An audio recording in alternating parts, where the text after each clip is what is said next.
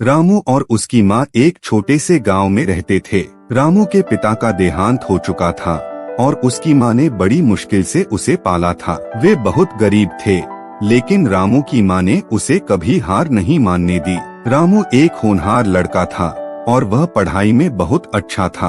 उसकी माँ ने उसे स्कूल भेजने के लिए कड़ी मेहनत की और रामू ने अपनी माँ की उम्मीदों पर खरा उतरने की पूरी कोशिश की। लेकिन गरीबी के कारण रामू की माँ को कई चुनौतियों का सामना करना पड़ा। वे अक्सर अपने खाने के लिए संघर्ष करते थे और रामू को कई बार खाली पेट सोना पड़ता था। एक दिन रामू की माँ बीमार पड़ गईं। उन्हें अस्पताल में भर्ती कराया गया और रामू को उनकी देखभाल करनी पड़ी। रामू ने अपनी माँ की सेवा की और उनकी सेहत में सुधार के लिए प्रार्थना की।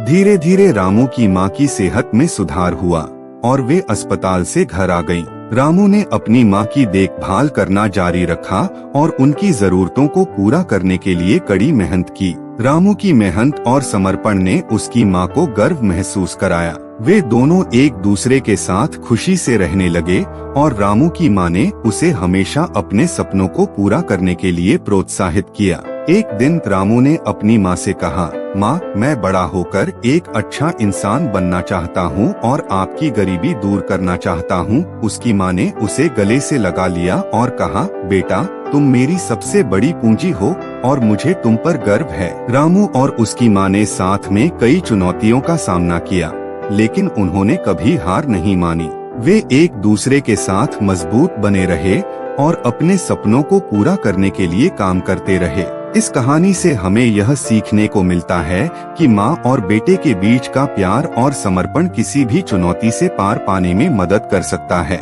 रामू और उसकी माँ की कहानी हमें यह भी सिखाती है कि गरीबी और चुनौतियों के बावजूद हम अपने सपनों को पूरा कर सकते हैं, अगर हम कड़ी मेहनत करें और एक दूसरे का साथ दें।